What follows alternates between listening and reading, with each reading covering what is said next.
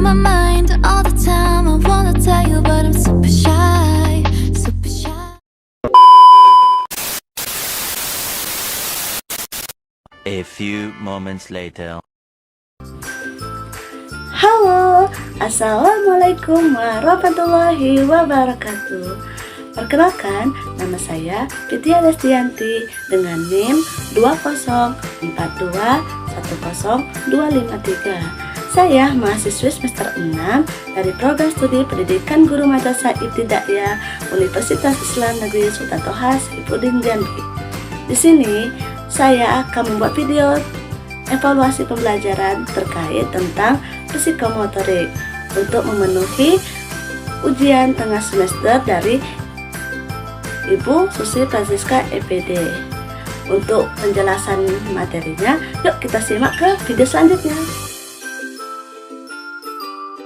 Yang pertama, pengertian psikomotorik. Psikomotorik adalah ranah yang berkaitan dengan keterampilan atau skill, kemampuan bertindak seseorang menerima pengalaman belajar tertentu. Psikomotorik ini berhubungan dengan hasil belajar yang pencapaiannya melalui keterampilan atau skill sebagai hasil dari tercapainya kompetensi atau pengetahuan. Hal ini berarti kompetensi keterampilan itu sebagai implikasi dari tercapainya kompetensi pengetahuan dari peserta didik.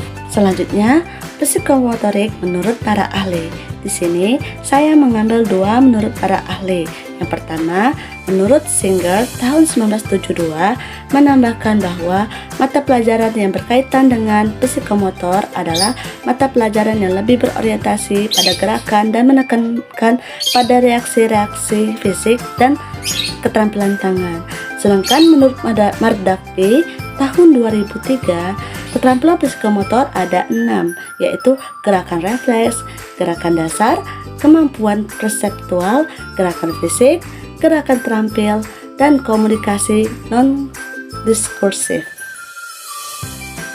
Selanjutnya, aspek dari psikomotorik itu ada 5. Yang pertama, menirukan.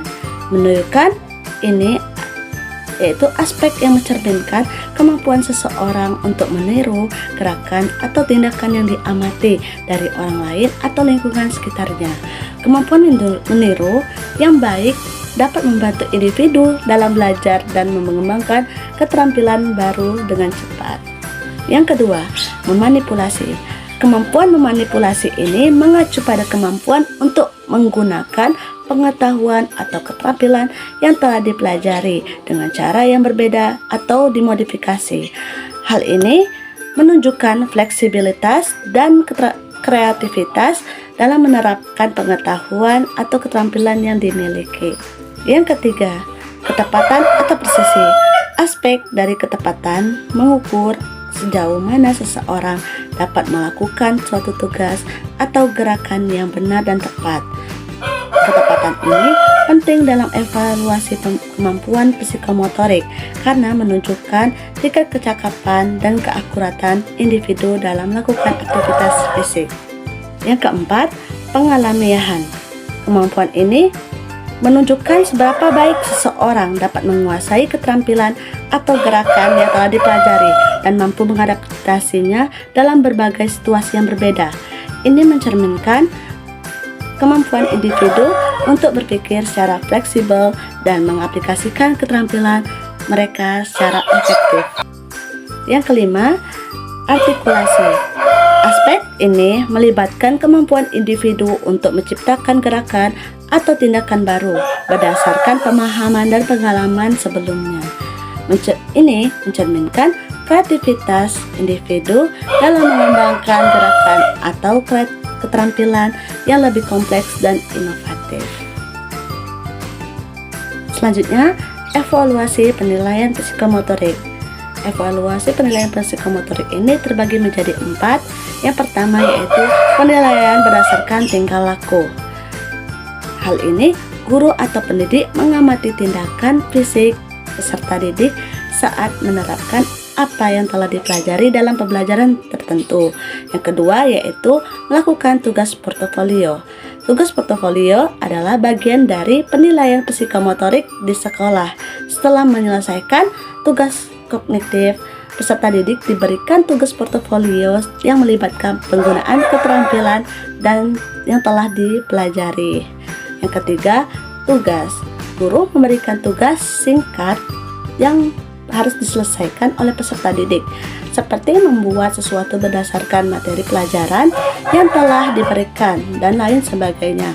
Yang terakhir yaitu yang keempat, kemampuan menulis. Kemampuan menulis adalah salah satu contoh awal dari penilaian psikomotorik. Ketika seseorang memasuki pendidikan formal, kemampuan ini melibatkan penggunaan keterampilan tangan dan kognitif untuk menghasilkan tulisan yang baik. Selanjutnya, instrumen penilaian psikomotorik.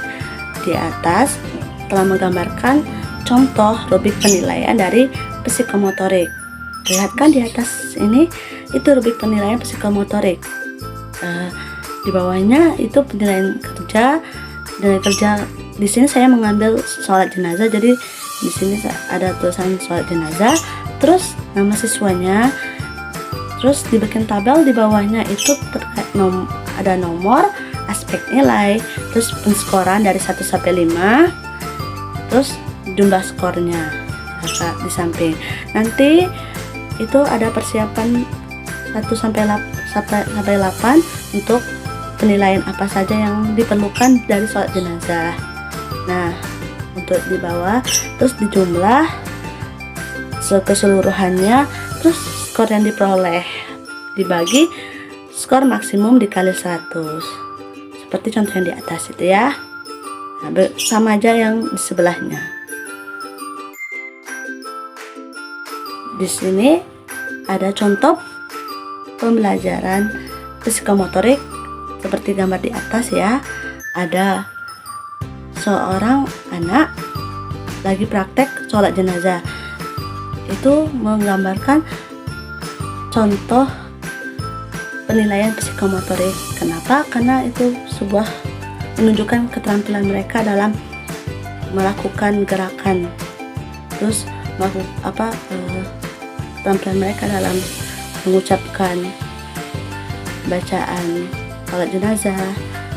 Ini seperti di atas, mereka praktik langsung bagaimana cara mensolatkan jenazah. Untuk mensolatkan jenazah itu berbeda ya, untuk yang laki-laki dan perempuan. Seperti anak di atas, terlihat sekali bukan?